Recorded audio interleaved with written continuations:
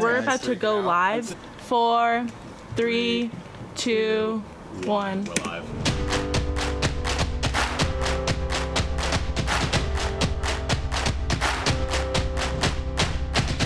Spotify Wrapped came out yesterday. We were kind of thinking of doing like a MLS style piece. We should have one of them interview sports because that's big news on our campus. Hi there. We are working on a piece for tonight's news show. I'm wondering if you know when the pharmacies on campus started carrying Narcan and why that decision was made. 20 seconds, standby. Good afternoon and welcome to From Where We Are. Stories of news and culture through the lens of USC and Southern California.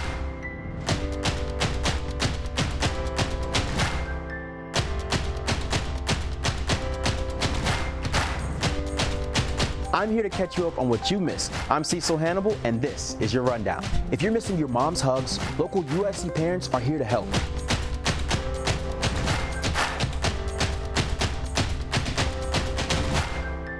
Since there's no news on Coach Clay Helton, what needs to happen and when?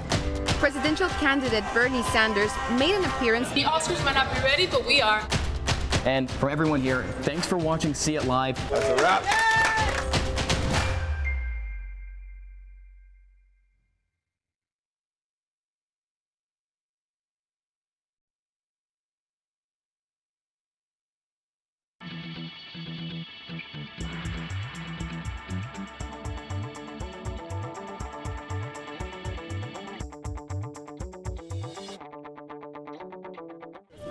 Leaving hot coals improperly extinguished can cause a wildfire. Hey guys, it's Smokey! It looks as if Smokey is going to use the drown, stir, drown and feel technique. After the first drown, a good start. Next, another drink. Verse. And who knows? Maybe life is looking for us too. So we're like aliens to them? Yeah. Does anyone want to be a scientist now? I do. Awesome. We need more girls in STEM. Maybe we can find aliens. I'll never forget the day our landlord called and said, read your lease. No pets allowed. My owner tells him my dog ate the lease, but that didn't work. And now I'm stuck in a shelter. But this pit bull is ready for a new crib. I'm loving, loyal, and play well with others. So don't be intimidated by all my muscles, because the biggest one I have is my heart. That's right, I said it.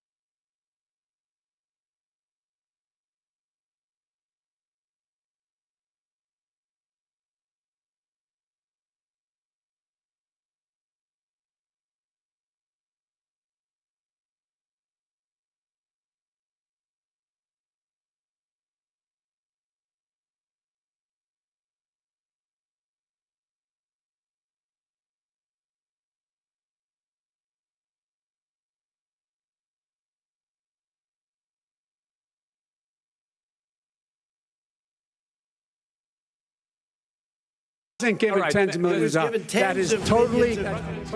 President Trump, you've already.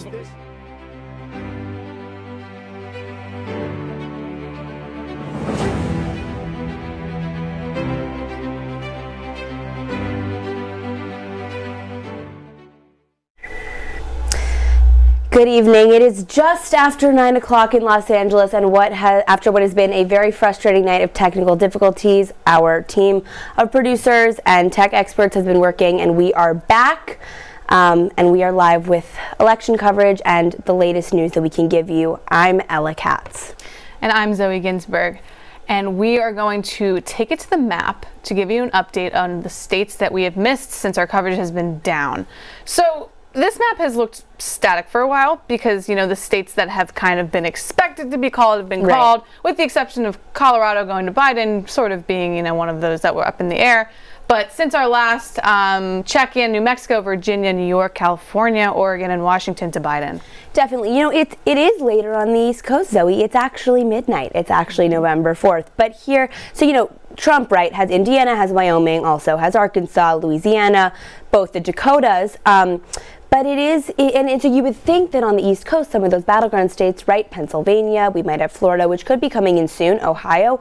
But with the volume, right, of mail-in voting, we don't have those yet. But actually, according to NBC News, Trump has Ohio. Is that correct? That would be the breaking news of this past few minutes. According to NBC News, Trump has Ohio, which I believe we said earlier is 6 electoral Yeah, so votes. No, Ohio is 18.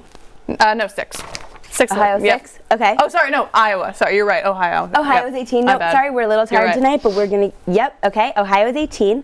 And I think, it's interesting to think about, Zoe, now that Trump has just been... that would be our first battleground. That would be our first battleground. Not over for Biden in any means, but definitely a lead for the president. Yeah, I think it was one of those that people thought that if Biden took it, it would be a sign that Biden was going to do well. So it's not necessarily game over for anyone. Not I think game it was over just for anyone.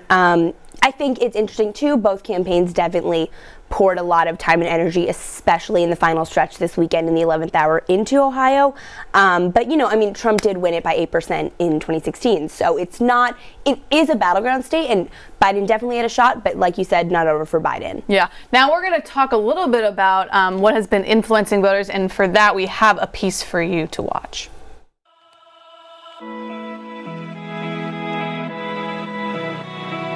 Past knowledge of the candidates, the current economy. Come the presidential debates, as I was watching, I kind of realized how much of a fool Donald Trump actually is. More so just the history of our president in the last 4 years. Although I've been informed of many of Biden's past faults and political wrongdoings, the fact that he's promised to sign the Paris Climate Agreement is enough for me to cast my vote in his direction. I think 4 more years of a Trump presidency sounds hellish. It's kind of embarrassing to have someone like him in office, so it kind of left me with no choice. I don't really care about what the media has to say because I've already been decided ever since, this orange guy got elected 4 years ago. I feel like we're already kind of in hell, but then this will be taking us to an even lower level of hell. The way COVID-19 hit, a lot of businesses are shut down. I've been not too much influenced by different media and things like that, but I've used social media and different online news platforms to keep myself educated with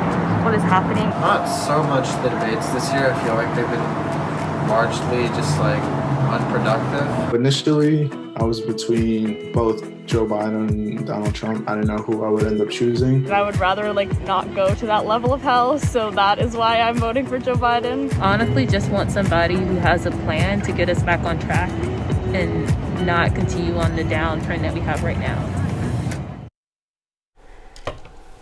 Yeah, lots influencing voters, and again, big turnout.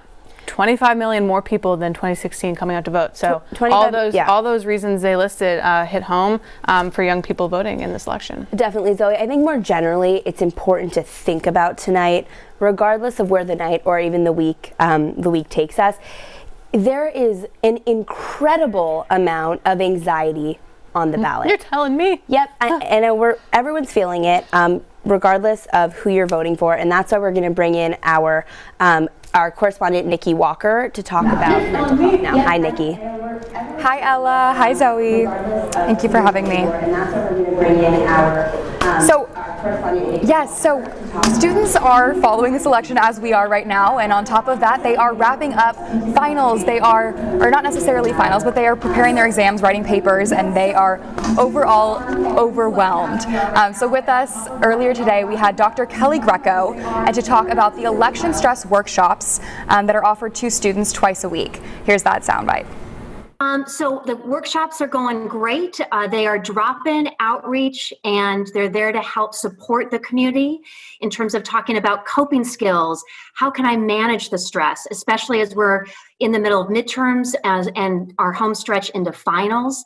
So there's a lot going on for students, and we're hoping this is an additional support to help have a discussion about our mental health and well-being during this trying time. Every student can drop in, and it's for anyone that really wants to have a dialogue about coping skills, build community, and really talk about how to thrive and be resilient during this time.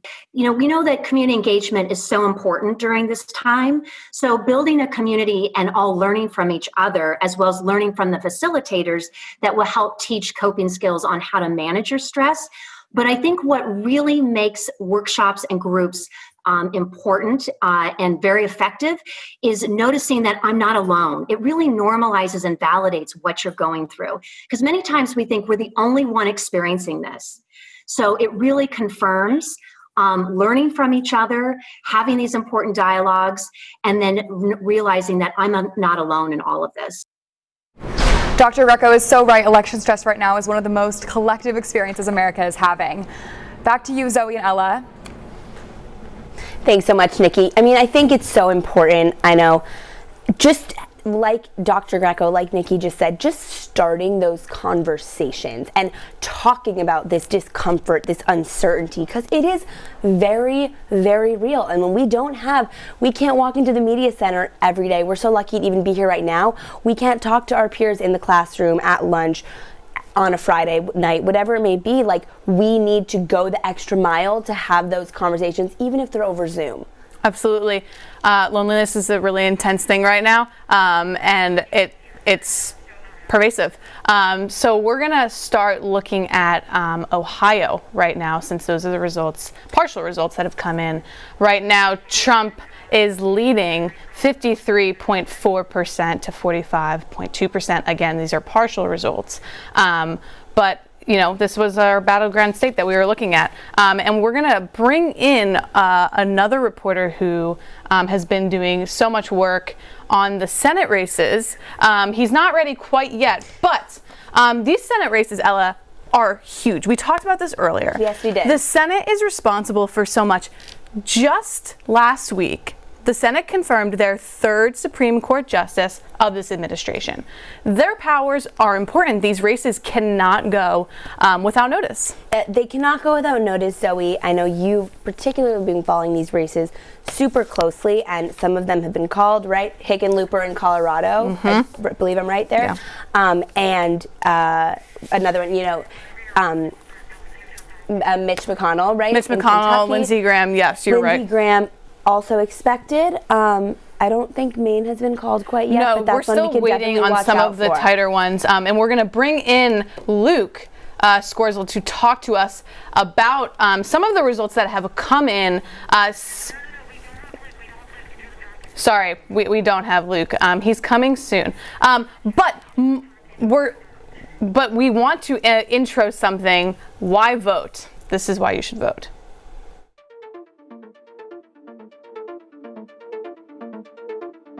My name is Rufina Mendoza Ruiz. I'm 27 years old, and the reason why I'm voting is because I want my vote to be counted and for the federal government to send more funds to our state, California, to support hospitals, schools, and for the Latino community. My name is Oscar Gonzalez. I'm 23 years old, and I'm not gonna vote these elections. To be honest, because I don't know which candidate is the best option for me. I don't see too much TV, to be honest, and I don't know too much about American politics. I'm not really interested about it, to be honest.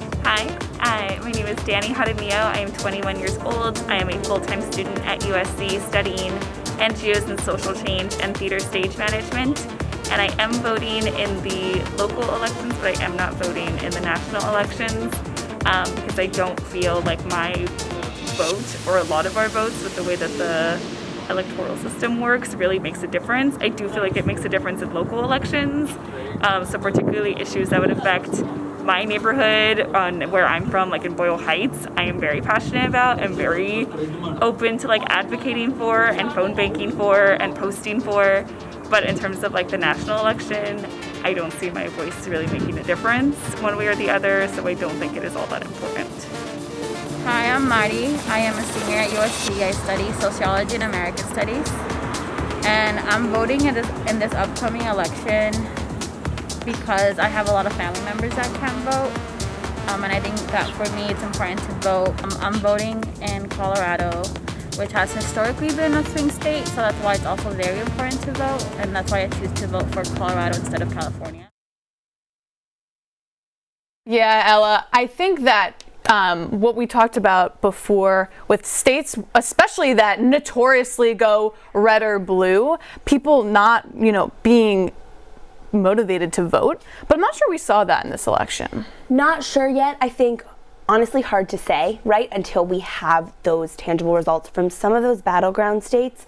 But I do think, and I've said this continuously throughout the night, not sure which parts of the broadcast haven't been recorded, but I really do find the turnout inspiring. I think in some of these states, like you said, that have historically red DNA, even take a state like Arizona, Georgia, any of those states, people turning out that maybe wouldn't have voted before because they didn't feel like their voice is being heard. And above anything, above any results tonight, I find it really, really amazing to see Americans taking advantage of their right to vote and exercising that right. Absolutely. And now we're going to toss it to a look at what's happening in DC. So I was downtown. Everything is boarded up. Stores, restaurants, everything from Sweetgreen to high-end furniture stores, clothing, everything downtown, boarded up. And then I was 0.7 miles from the White House, and it was in the opposite direction, but I figured I'm already down here. I might as well. This is a once-in-a-lifetime opportunity, crazy election. So I walked down to the White House. I actually couldn't even see the White House. I couldn't get close enough because I would say maybe even a mile away, they're already barricading and Secret Service is out there. So you really can't get close enough to even see it. But I'm definitely concerned for the safety of the city as a whole. So my school actually sent out an email to prepare for 2 weeks of quarantine. They basically said prepare like it's a hurricane. I think that they're just trying to get us to be safe. I actually had gone grocery shopping already right when I got that email, but I didn't necessarily stockpile. A lot of my friends and a lot of people I know who live like a good walking distance went and got a bunch of stuff. I know there was a line outside of Trader Joe's that was like around the block. I'm honestly kind of scared because of the fact that Kamala lives right across the street from me. We always have our door locked, and my building has like a lot more security guards now. Just because of the election and everything, and you're not allowed to have any guests or anything, and even just like closing our blinds, like I don't know, it's just like certain things, just taking extra precautions. The helicopters are definitely scary. It definitely kept us up like later than normal. Zoe, I think like all those interviewees were just saying, regardless of tonight's outcome, the chaos and unrest and the us versus them everywhere in the United States, especially in big cities like here in Los Angeles, could be a lot. Yeah, no, I mean, we've been seeing stores being boarded up for days now, and it's like what you said earlier, like how did we get here? And I'm not sure, but we're going to take a look now at a Senate race that was called in South Carolina a little bit ago, going to, the incumbent, Lindsey Graham, pretty much since the beginning, a Trump loyalist, someone who, has been grounded with Trump. Harrison put up a good fight, but coming in, I think it says 42%, with Harrison and Graham winning at 56.6%. Yeah, I mean, Zoe, I really think Harrison did put up a good fight because I think that the race was in the cards. Did we expect, like this win isn't a total, complete shock? But I think it's relevant, and I think it'll be important to follow, how this translates to the court, to DC. Yeah, and I also think it was interesting. So many people were tuned into this, and it shows that people are more tuned into their Senate races, which is great. Yeah. And with us now, we finally have Luke. Luke, I know you've been working so hard to track these Senate races. Tell me about South Carolina and these results. Yeah, South Carolina was a really interesting race this year because you had Lindsey Graham, who's the chair of the Judiciary Committee, going against Democratic challenger Jamie Harrison. And this was a race that many Democrats thought they would be able to take away from Lindsey Graham. He made statements on the Judiciary Committee and just about a year ago saying that he would not vote to confirm a Trump nominee to the Supreme Court. And then we saw him, an avid supporter of Amy Coney Barrett's nomination, just weeks away from the election. So this is or even days before the election, really. And so a very interesting race in South Carolina, and one that I think Republicans are glad to hold on to, and we'll definitely be looking at some other key states here. Yeah. Luke, while I have you here, I really wanted to ask you about Maine. This is such a contested race. Incumbent Susan Collins versus Sarah Gideon. It's so close, so tight. I really want to ask you about the candidates' messages to Mainers. What do you think the core message of each of these candidates has been? Yeah, so Susan Collins, the Republican incumbent, and Sarah Gideon going head-to-head, a very close race. I think coming into this, Susan Collins wanted to distance herself from Donald Trump. Just in one of the last debates, the moderator asked her 3 times if she would support a Donald Trump presidency again, if she was looking for him to be reelected, and she was not going for it. She was kind of back and forth and really hesitant to support the president. So Susan Collins knows that she is seen as a more moderate senator, and so that's really something that she's trying to hold on to in Maine, that is becoming a more progressive state. And then you look at Sarah Gideon, and she's really focusing in on healthcare specifically, and what that looks like in terms of how Trump has responded. And that's just a race that I think will be very interesting tonight, and Republicans are obviously hoping to hold on to. So yeah, back to you guys. One more question while we have you, Luke, because you are so insightful and really helping us make sense of what's going on tonight. Looking at North Carolina, both candidates, just kidding, I think I might have lost Luke. Luke? Oh, I think we lost Luke. Oh, Luke, we have you. Amazing news. One more question. North Carolina, right? Both candidates have undergone recent scandals, right? Cunningham was outed for an affair until it's minimized COVID, but then contracted COVID.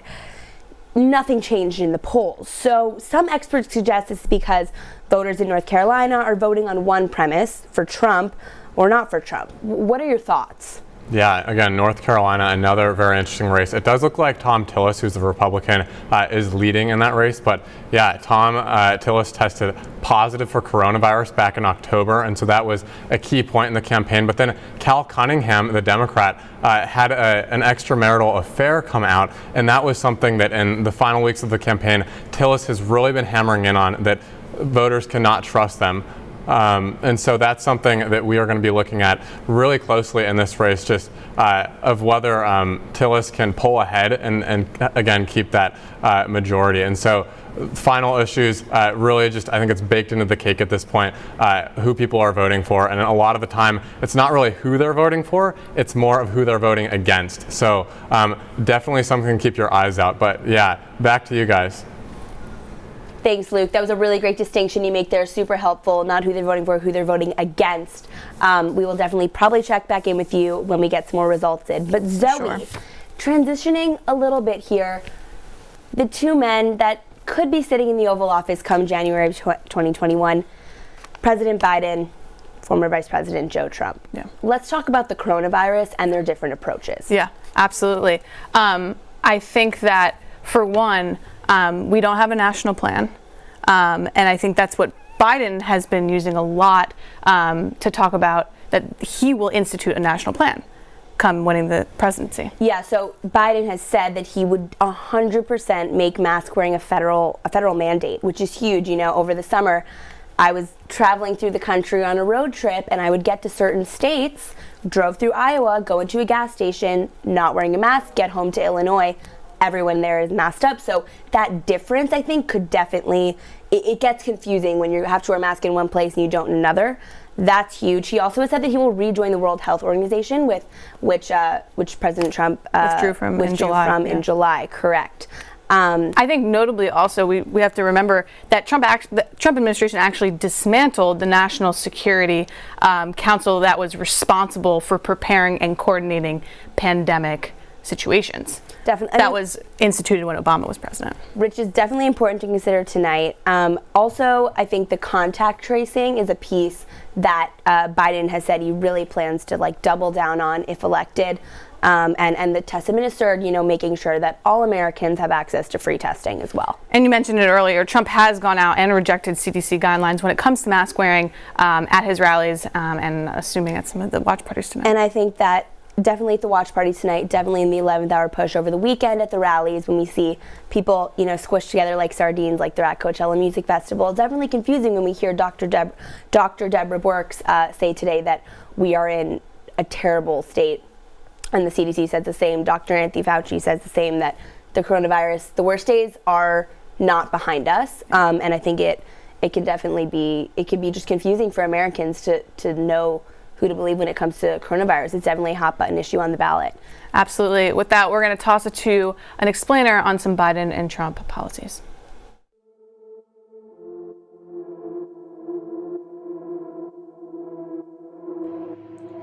Hi, my name is Allison Wood, and I voted for Joe Biden in the 2020 presidential election. Joe Biden. Biden. I'm voting for Donald Trump because I believe he supports America as a land of opportunity. I will be voting for Joe Biden because I really care about the ocean. Biden. I decided to vote for Trump because I believe when the government has become involved in giving people money and stipends, it did not turn out well for the economy in the long run.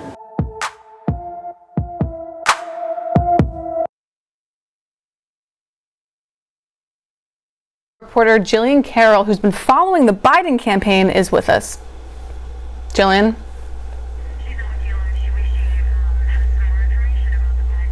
Oh, sorry, she's not with us live, but she does have more information about the Biden campaign. I'm Jillian Carroll for Annenberg Media, reporting from Los Angeles. I was specifically focusing on Biden supporters and what specific points on his platform pushed them to vote. One of those points is healthcare, both as it relates to the handling of the coronavirus and affordable insurance and policies like the Affordable Care Act.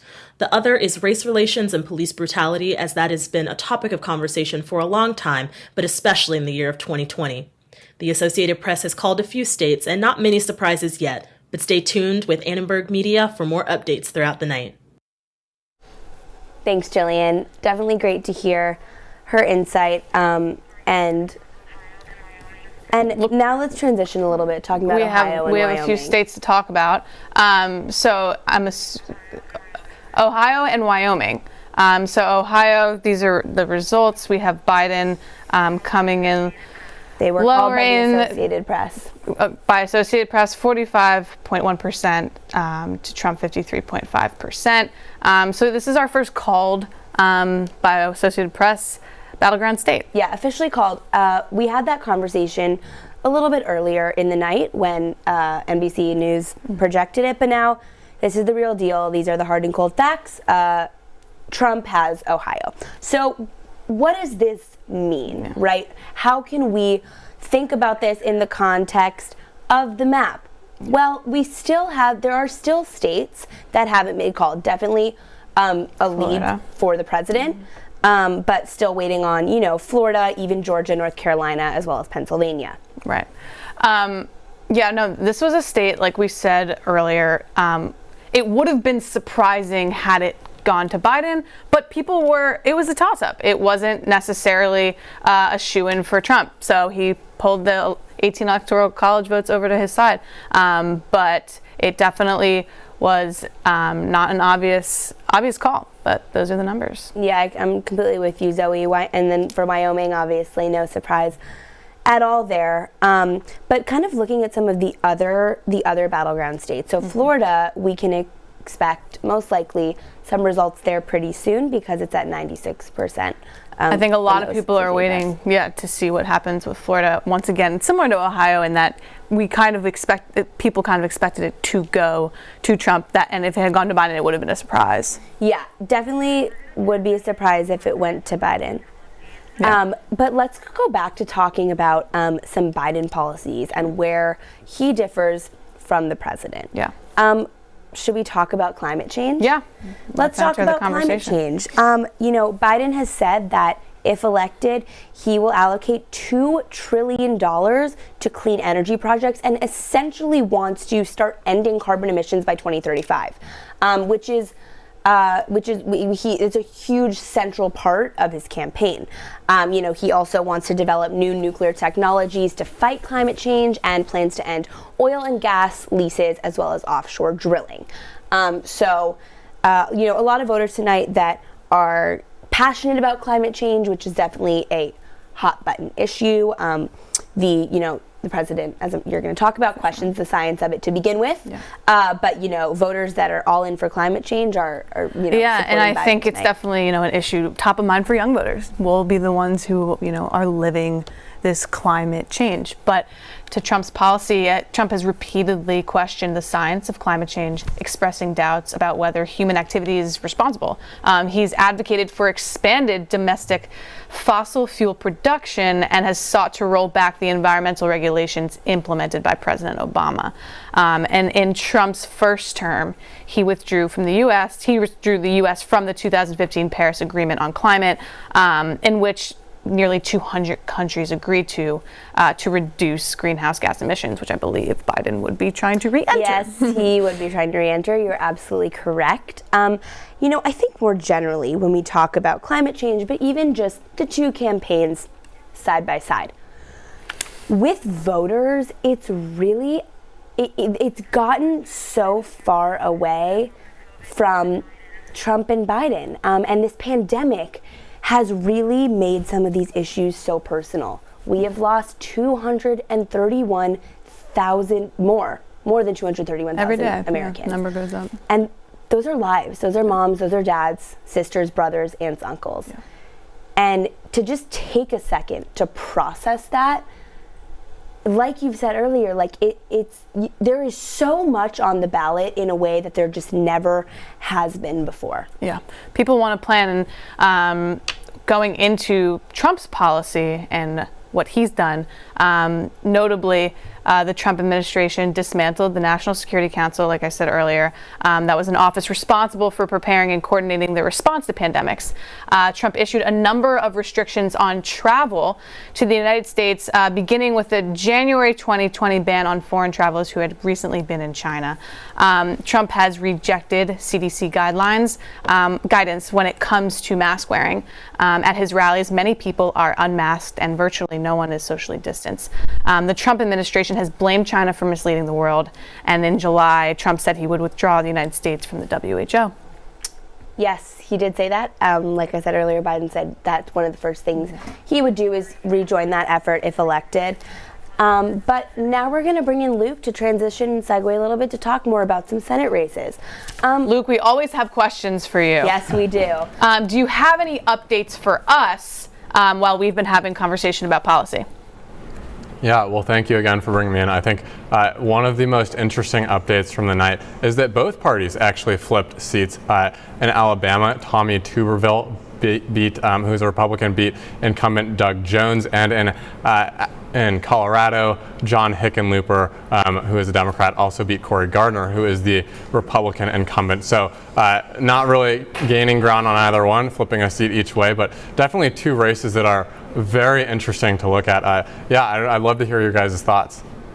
I want to talk a little bit about the Alabama Senate race because obviously it's a seat flipped, but if we remember that Doug Jones won that seat in 2018 against Roy Moore, who had allegations against him, so it's not necessarily that Doug Jones won because of his stances in that last election. It's interesting to think that that was kind of circumstantial.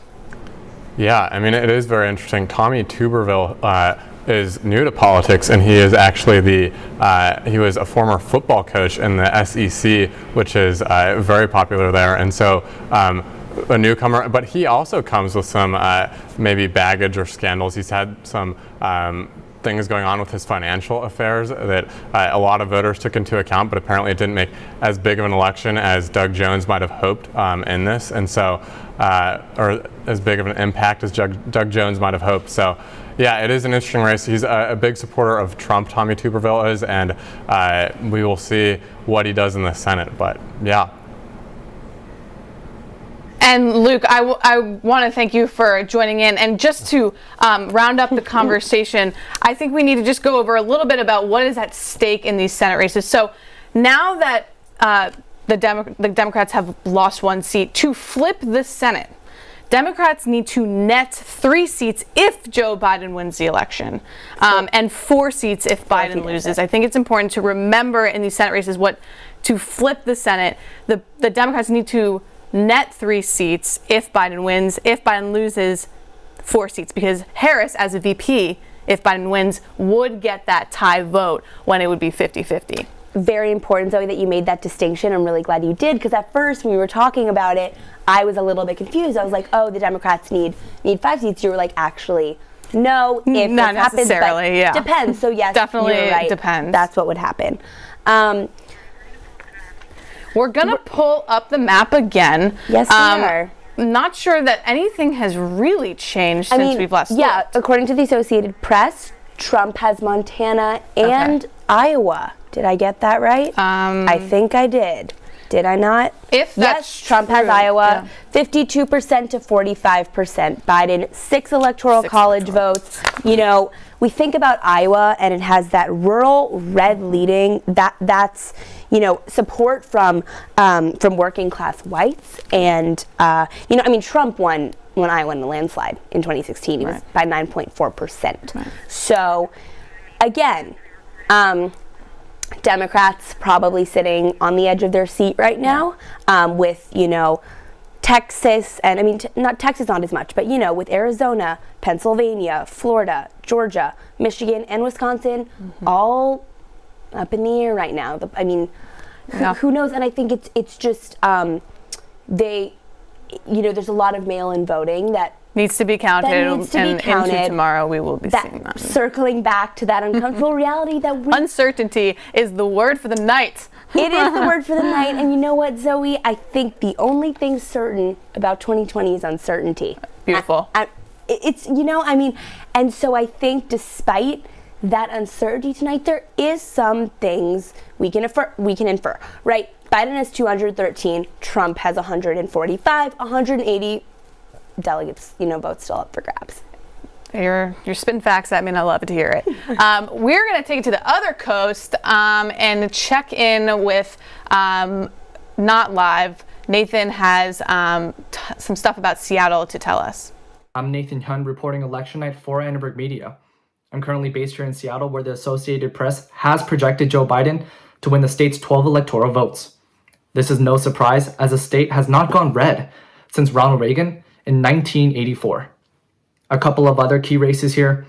Jay Inslee is expected to win his 3rd term for governor, and Kim Wyman, a Republican, is running for her 3rd term as Secretary of State. Officials expect King County, the county that Seattle is in, to have an 80% voter turnout of registered voters. And we're going to continue to go to Florida, right? Yeah, so before we go to Florida, really quick, Florida is one of those states, the Sunshine State. We've talked about it a lot, but, it could be an indicator of some sort to what we could expect. I think right now, it's at 96% of the vote. One thing that's interesting about Florida is that because of their they have a huge retired population, and they are very experienced in the natural disaster hurricane department. They know they're on it for mail-in voting and counting those ballots. So that's why we will know Florida tonight, as opposed to take Pennsylvania, Michigan. Those are states where it's going to be a slower count. But we actually have one of our reporters, right? Yeah, Alexis Gebhardt is in Orlando, Florida, with information about the Hispanic vote. I'm Alexis Gebhardt, the Florida correspondent for Annenberg Media. For this election, the Florida Latinx vote is extremely important. There are 2.3 million Florida Latinx voters, and their voting patterns are very diverse depending on the subgroup. Puerto Ricans and Dominicans lean more Democratic, and Cubans and Venezuelans vote more conservative. Back to Ella and Zoe in the studio. So we have breaking news. The Associated Press has called Florida for Trump. Yes, they have. It was 51.2% to 47.8%. Biden lagging behind. We've been waiting for this state. We have been waiting for this state for a while. Florida has 29 votes in the Electoral College. And I mean, I think Trump really, really needed Florida. Again, Democrats sitting on the edge of their seat right now, not heard from states like Wisconsin, Michigan, and Pennsylvania.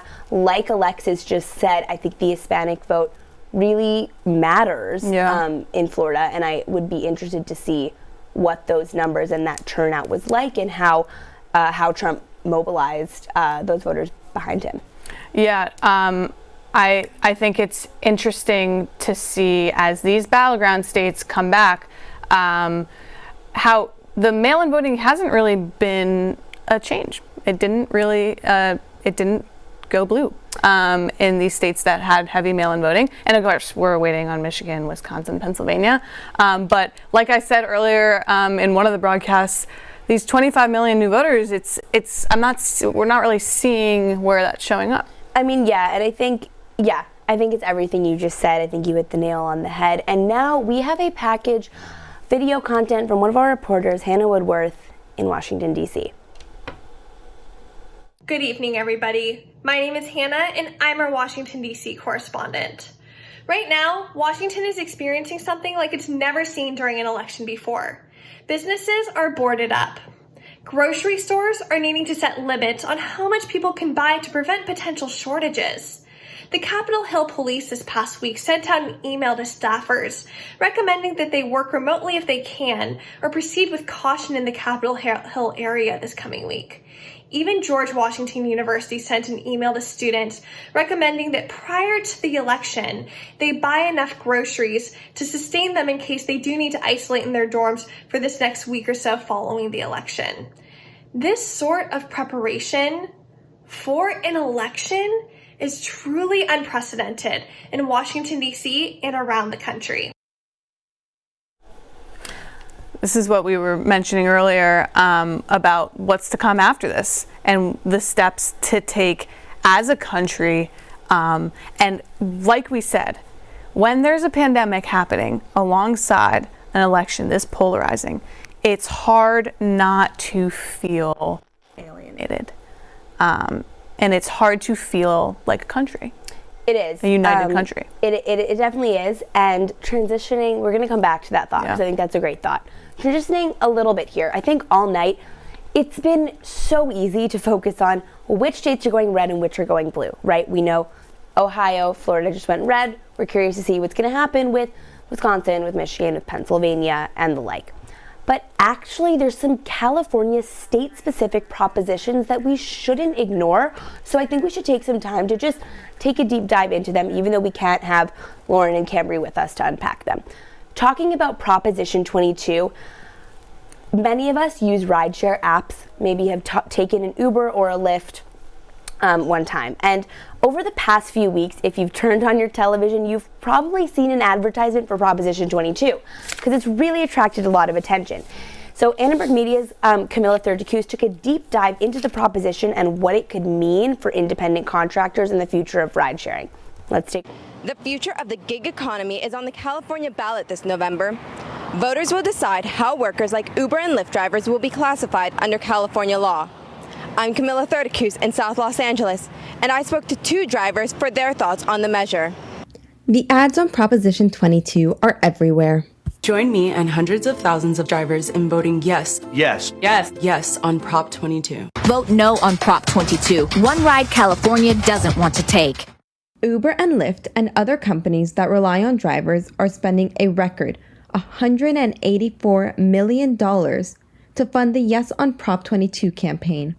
They want to overturn a California law that makes their drivers company employees instead of independent contractors, with higher wages and benefits. Some drivers say they like the flexibility a Yes on Prop 22 offers. The independence of being able to work when I want and where I want, as I have grandchildren and elderly parents, and so I can care for them, and this gives me the ability to juggle all of these things.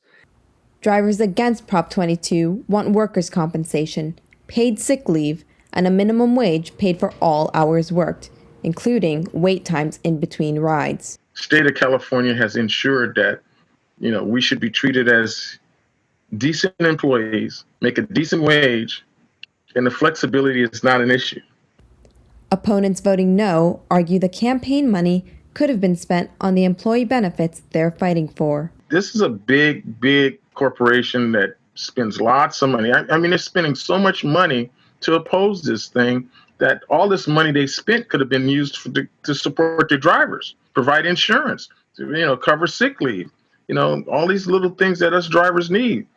The model of being an employee for somebody like me who's retired and has a lot of other things you do just would not work. It simply wouldn't. No matter which side wins, the result of Proposition 22 will mark the end of a nearly 2.5-year battle between gig companies and the state. Hundreds of thousands of independent contractors in California uncertain of their future until then.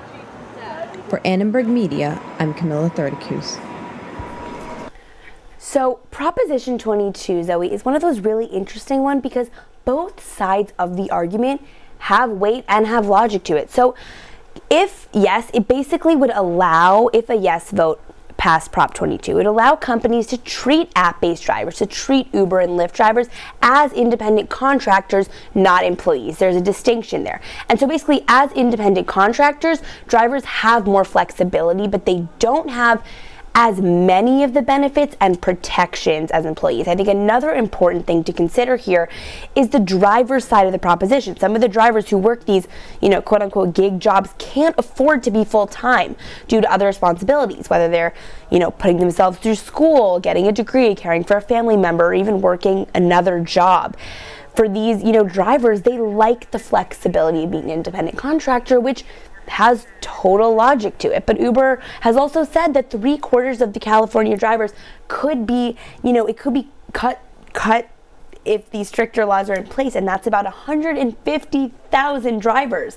And riders' prices would also increase across the state. Thank you for clarifying that, because this is one of those props that I felt the language was really hard to parse out. Totally. And I almost feel like they do that on purpose so that some people don't really take their vote seriously. We do have some breaking news. Joe Biden is speaking pretty positively. He is saying to be patient and that the election is looking good for him. Quote, "We are feeling good." So he is projecting positivity. And I think this definitely might be confusing, right? As I'm confused. Confusing, honestly, for both Republicans and Democrats alike. I think where this positivity could be coming from is those states that we keep circling back to: Pennsylvania, Michigan, Wisconsin. Like, it's literally just like we know now what we're saying, but it's really because we have never had these mail-in ballots like we have this year. It's a whole different ballgame. It's a whole different election. And realizing that, and actually realizing that as we're analyzing these new states come in, that could be why, he's being positive. Yeah, and we had a few, people lined up to talk about the Midwestern vote, so I'm a little bit sad that we can't ask them about why, what those states care about, the Michigan and Wisconsin. But trying to think about Pennsylvania a little bit, we talked about, the rhetoric surrounding fracking and things that upset workers. So I think about workers, and I think about people are so fed up. So these mail-ins, these people who we're waiting for, I'm wondering if they will be, representative of people who left and who have different lives. And if Biden's positivity is because, those are the votes that are going to go to him. I mean, Zoe, if the race for Pennsylvania's 20 electoral votes was any hotter, it could literally melt steel. I mean, this is a state that I don't know if it'll come down to it, but it is, all eyes are on Pennsylvania, especially when these other states have been called. And I think that the fracking piece is huge because I think Trump has really played on voters' fears there, and really that Biden will wreak havoc on the economy and anti-fossil fuel policies, etc. But I mean, I think if it does come down to Pennsylvania, it could be messy because of all these mail-in ballots, early ballots that haven't started being counted, that wasn't English, that weren't counted until this morning. You know what? We're lucky because our reporter Luke is passionate about the voting blocks in Pennsylvania. Luke, tell me what you know. Yeah, thank you so much. So I've been doing a lot of research into Pennsylvania actually this semester, and as you said, we're not going to know the results probably from Pennsylvania perhaps until the end of the week, because they don't start processing mail-in ballots until election day, and so a lot of that just started. But some key points to look for in Pennsylvania are older voters. A huge block there. They make up voters above 55 make up about 60% of the electorate, and so that is something to pay attention to, and whether or not they go for Trump or whether they back away, especially as healthcare and the coronavirus have become such important issues to them during this election, and so that'll be something to pay attention to. Also looking at mining and fracking jobs. Trump has made that a key issue of his campaign, and so it'll be interesting to see how blue-collar voters turn out in this election and whether they really go for him again. But a lot of important issues there that I really think highlight some of how the Rust Belt states are going to go. Luke, I think a point you touched on there was about Pennsylvania being a Rust Belt state, and actually it's the biggest Rust Belt state. What is a Rust Belt state? Because I didn't know before like a week ago. It's those states where basically the jobs that were in the Industrial Revolution, those like big factory jobs, are being taken away by social media and this new wave of technology. And that is definitely interesting and important, like you just brought up, Luke, to think about when we think about Pennsylvania and what could happen there. We are going to bring our map back up, thank you, Luke, and Thanks, go Luke. through some of these updates. An update on the delegate count, Joe Biden with 223 delegates, Donald Trump with 174, and we're still waiting for our map to come up. But Georgia's still in play. Georgia is still North Carolina is still in play. Big states to consider. There we go. You can see Georgia, North Carolina down there, Pennsylvania, Maine. Maine's still in play. Maine's still in play. I thought it was going 75% reporting, so partial reporting there. And Texas is still in play. Texas is big states still in play, Ella. What did you say? Sorry. Big states still in play. Big states still in play. I just had like a blank out moment, but big states are definitely still in play. I mean, let's just talk about Texas for a second, because we haven't so far tonight. Texas, 38 electoral college votes. You know, I would say Trump needs it. Again, Biden now probably Biden could obviously benefit from it, but needs it more than he probably would have thought going into the night, considering the steals of Ohio and Florida with Trump. But, you know, Texas hasn't gone blue since 1976. And why did Texas go blue in 1976? Jimmy Carter, let me tell you when I have it up. Give me the history. Yeah, basically what happened was that it was Ford. I need to pull it up because this is actually While really you do that, I want to make a note about Texas. Since 2016, more than 2 million Texans have registered to vote.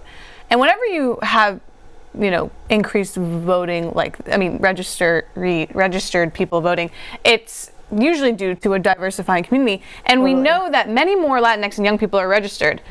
So it was a state that was kind of a toss-up for the first time since this election that you're talking about. So Trump's huge margin there is now, I wouldn't call it a sliver, it's definitely a lot smaller, but my quick history fact that I was going to go back to, 1976 Jimmy Carter. Nixon resigned, his VP Ford became president, and then pardoned Nixon after Watergate and all of that, and was hated by the nation. So all these people voted blue and Texas went blue. But it was because we were at a time that we've never been in, and we were back then it was different, and so that's why it saw the state saw and the country saw this crazy flip in power, which is just interesting to think about. Another thing that's definitely been Harris County in Texas was closing some of their drive-through voting sites, which we haven't even talked about drive-through voting at all, it's great that some states have been able to do that with the coronavirus, because people with active COVID, it's how are they voting, No, I mean, the ways that, people have made it easier to vote, and then how that has caused issues, legal issues, Totally. in Texas, you said. Yeah, and I think you were talking about where where's this turnout in Texas coming from? How is the state evolving? I think one thing to consider here is like Texas has become more politically competitive because of its growing Latino vote and Black and Asian American communities, and because the white suburbs have grown more moderate. That's what's interesting to think about when it comes to Texas, and Texas early vote surpassed the 2016 total of the state. So that's huge. Again, just circling back to this idea of seeing this record voter turnout. It's incredible. Yeah, no, there's a lot going on with voter turnout and young voter turnout, and our reporter Savannah Welch has a story for us coming up. Most poll workers are over 60, and many are worried about COVID-19. So it's Gen Z to the rescue. I thought it was really important to get as many young people as they could to not only vote, but also help with the polls. And so I thought it would be me doing something for my family, but also to make sure that the election runs smoothly. Excedia Iglesias works for an election recruitment campaign called the Poll Hero Project. The Princeton University sophomore lives in Orange County, and like so many other students, she's working from home. So, yeah, that's when I knew democracy was really important to me. Iglesias leads a team of recruiters who connect new poll workers with their local election offices. The project was created by university and high school students to help with the nationwide poll worker shortage. Right now, we're speeding up our work because we're one more person that you help really does make a difference. Chloe Smelser is a high school senior who signed up to be a poll worker through Poll Hero. Here's something I can do to help. Even though I can't vote, I'm helping other people to vote. Poll Hero is training Alan Martinez to translate for Spanish-speaking voters. It helps young people become political activists, basically, and get more involved with voting and with advocacy.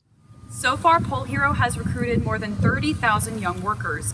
Organizations are recruiting as fast as they can because the number of polling places, about 230,000, is more than double what it was in 2016. You can get paid to help your community exercise their right to vote. You can get paid to protect our future.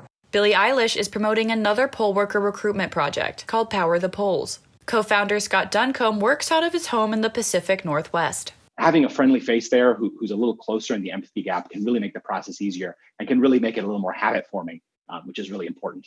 That's part of the reason I think it's so important to have poll workers and to be a poll worker, because you got to be that person, you got to be that ambassador that makes democracy easier. Since recruitment started in June, over 500,000 people have signed up through the project's website. With the election coming soon and the pandemic not going away anytime soon, the need for poll workers is greater than ever. Savannah Welch, Annenberg Media.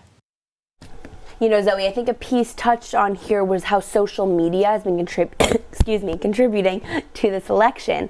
And I think one thing that has definitely probably helped voter turnout is seeing these celebrities, these influencers, Timothy Chalamet, Lena Dunham, you name them, saying get out and vote, and stopping their content and making all their content about the vote and the importance of the vote. And that is, I think, has definitely contributed to the numbers. Yeah, I think that, seeing, people that you admire being so open about voting is new.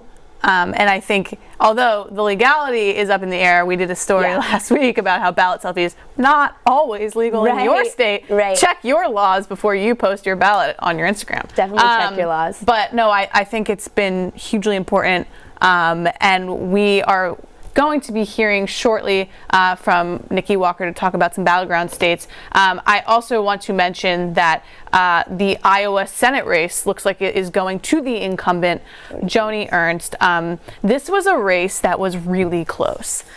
Teresa Greenfield, the Democrat running against her, was putting up a very strong fight in Iowa. Hopefully we'll have Luke back on soon to give us more information about that race. Definitely. But again, as these Senate races come in, it's just really interesting to see which way they're flipping. Definitely interesting to see which way they're flipping, Zoe, and also to think about, like I said earlier, how these results are going to translate to the court and to our democracy. But we're going to bring in Luke later to unpack Iowa. Right now, let's bring it to Nikki, and we can talk about what to make of some of these states being called Florida, Ohio. What's going on? What can we Fill infer? us in. Yeah.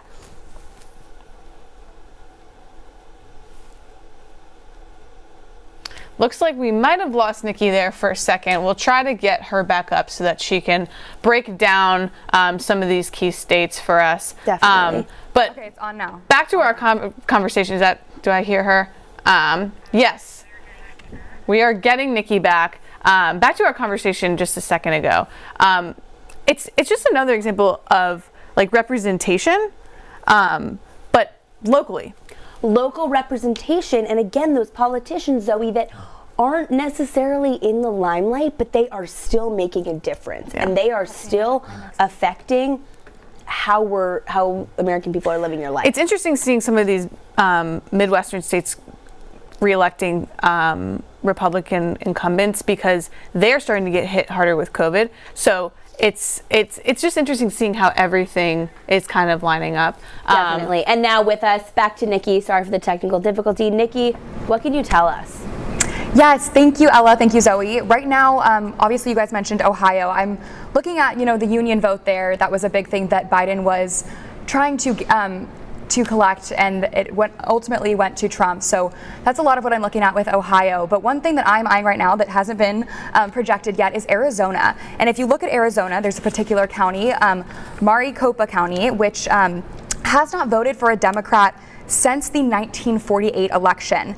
And Biden is leading by just under 8 percentage points there. And so if he keeps up that margin, that is said to be a good lead for Biden for us. And we will get more on Arizona as that comes in. Again, Arizona, remember the demographic there, it is 60% of Arizona voters are of the Latino population. So that is something to keep in mind with how Arizona is voting.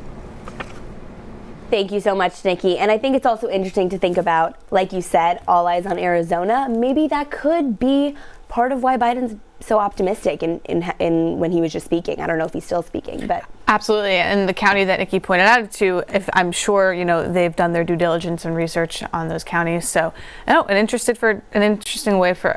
reason for Democrats to be positive. We have some sound from Biden from his speech moments ago. Good evening. Your patience is commendable. We knew this was going to go long, but who knew we're going to go into maybe tomorrow morning, maybe even longer. But look, we feel good about where we are. We really do.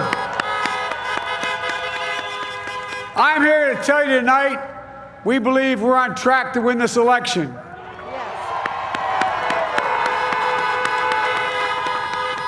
We knew because of the unprecedented early vote and the mail-in vote that it's going to take a while. We're going to have to be patient until the hard work of tallying the votes is finished. And it ain't over till every vote is counted, every ballot is counted.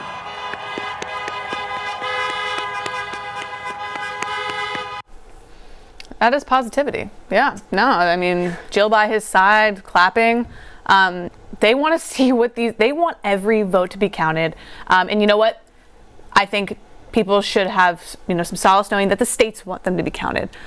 We were talking, earlier about how the Pennsylvania Attorney General said, Pennsylvania will not decide who the winner is until every single vote is counted. And that's reassuring, Zoe. It's important, and it's, above all, it's important that Americans know that their ballots are being counted. And I think the next couple of days and the next week could be slightly stressful, not knowing, but that's important. I think that's assuring to have, the Attorney General of Pennsylvania saying, "Hey, look, we're counting your ballots." Yeah, definitely.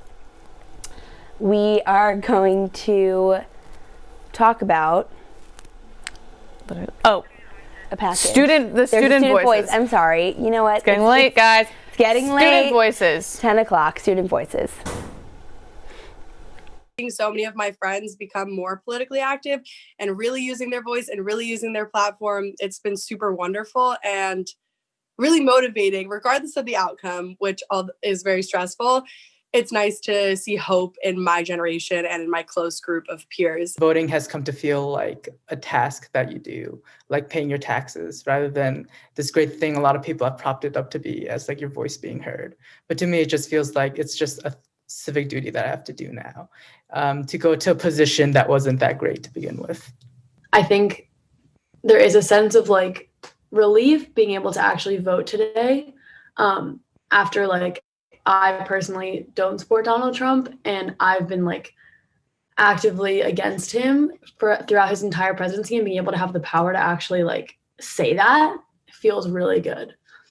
Not knowing how politically active and almost like savvy we would be forced to become over the past few years is something that I recognize that in 2016 my life absolutely changed, and I think that I think it is a silver lining, and it is a blessing and a curse. I probably would have been a lot more passive in my life. I would have taken a lot more things for granted in terms of our political system. But now more than ever, we've chosen to be advocates and activists, even if that's not like the traditional, even if that's not like our career path or whatever. You know what Anushka just touched on is really interesting. You know, we're some of the more politically active young people probably, you know, ever. I mean, ever. My parents weren't really watching the news when they were growing up and paying attention in the way that we do, and almost in the way that it defines relationships in a scary way. You know, we're so polarized, and we can, you know, you and I can banter that it's maybe a little bit with social media. You know, things are more hostile. People aren't speaking face to face. It's easier to plan attack via our cell phones, our computers, versus sitting next to each other and explaining our feelings. What are your thoughts? I mean, so many thoughts, Zoe. I think overcoming that hurdle of even just being able to listen to the other side, whether it's from a news anchor, from a friend, from a family member, is something that has become, I don't know if we can blame it on social media. I don't know if we can blame it on, you know, just the course of the last 4 years and the presidency. I don't even know if there's anyone to blame it on. Mm-hmm. But the reality is that this is where we are today, and it's so hard. You know, those dinner table conversations, people saying, oh, I can't go home for Thanksgiving. I don't know how I'm gonna navigate whatever. I don't know how I'm going to talk to grandma, whatever it is. Like, you know, I mean, it's just crazy. And I don't know I don't know if anyone is responsible for it. But that's why I think tonight it's interesting to think about how almost the election has gotten away from whether or not someone wants Trump or Biden to be elected. It's about the voters. It's about America. Yeah. And it's about the polarized state of our nation and how Americans need a leader to unify the country, and to, like, since when is having different opinions not okay? Mm-hmm. And I know that's something even like I've struggled with, but like just hearing the other side, because these issues on the ballot, police reform, coronavirus, lives lost, like this time of like a reckoning on race. I mean, these issues are so personal. Yeah. And I think it makes it really hard for someone to even hear the other side out. It could be why it's literally so hard, because it's so personal on both sides. That was very powerful, all of what you just said. It's late, 10:05, but it's true. I mean, I think it reminds me of the conversation that we were having a little bit earlier about like what it means to be a journalist right now. And we would have brought on our media center director if we were able to have guests, but we can't. We can't. But it's us, so we're gonna keep talking because we're so good at this. It's okay. What it means to be a journalist? You asked me, and the word I came up with was responsibility. That was the one thing I said back to you, because there is so much responsibility on the backs of journalists. And now, on either side, no matter who you're supporting, you are relying on a journalist. But tomorrow and the next day and the next week, they are the first people to take the hit. So it's interesting.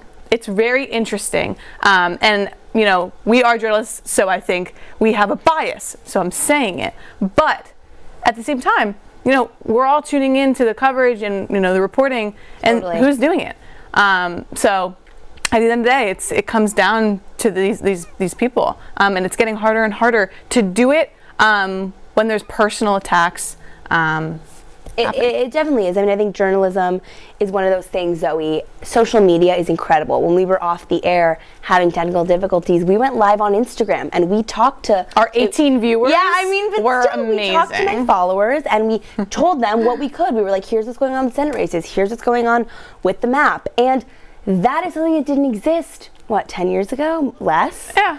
And I think, it's maintaining a natural curiosity as being a journalist. It's asking the hard questions, and not being too fast to call something. Even tonight, where we're projecting things, but we don't want to contribute to any obviously misinformation or be too fast to say something. And when you get something wrong, you have to admit that and say your mistake. Quick update. It is looking like Proposition 22 is close to a yes vote. Going back to that, we talked about that earlier. It is the vote to acknowledge Uber and Lyft drivers, rideshare drivers as independent contractors. Okay. Now, I mean, it's happening. It's happening. Yeah. It hasn't happened. It's looking like it could happen. Sad that we don't have Lauren and Cambry here to help us talk about it, but we also have other breaking news which we're preparing to show on the map. But Texas has been called by the Associated Press going to Donald Trump tonight.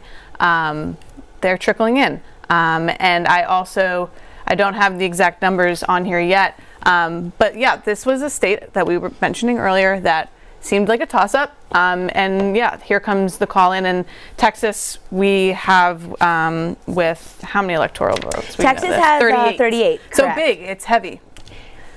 Heavy vote again. Here we go. Yeah, this is our electoral vote count. All right, so Biden with 223 and Trump 212. So the race it's getting close, Zoe. Again, coming back, Pennsylvania, Wisconsin, Michigan, states that we're not gonna know. Wisconsin, we might. Pennsylvania and Michigan, probably not. But, again, like we were talking about Texas, not a shock that Trump got it. What does that mean for Biden, right? We just saw him optimistic, a few minutes ago. Curious to see what he's like now. Curious to see if, he saw this one coming as well. I mean, but if you did. do think about the structure of the Electoral College, which, we actually haven't talked about this tonight. Really interesting to think about that this structure set up by the framers of the Constitution is determining how we pick our leaders, and that if you live in a certain state, did you register to vote in Pennsylvania? Yes, ma'am. Okay, so I voted in Illinois. Your vote is weighted more than mine. Yeah. And it's just crazy to think about how certain votes mean more or less in and I just states. want to interrupt you. We have the numbers up here. So this was 46.4% Joe Biden, and then Trump taking Texas with 52.2%. So close, but close, yeah. Not enough. Yeah, I mean, I think it definitely would have been a bigger surprise if Biden took Texas. Yeah. It hasn't happened in over 30 years. So right, and the streak will continue. But as we see these states coming in, and I think Florida is probably going to be the next one to be called. It is important to keep in mind what you just said, that these are not the states that that Democrats and others expected Joe Biden to be picking up here and there. It is the three that we are probably going to be waiting till tomorrow until we get. We're actually going to transition here. Going to come back to that thought, a great thought, to one of our reporters, Lauren Habroni, has more information on some other California state-specific propositions.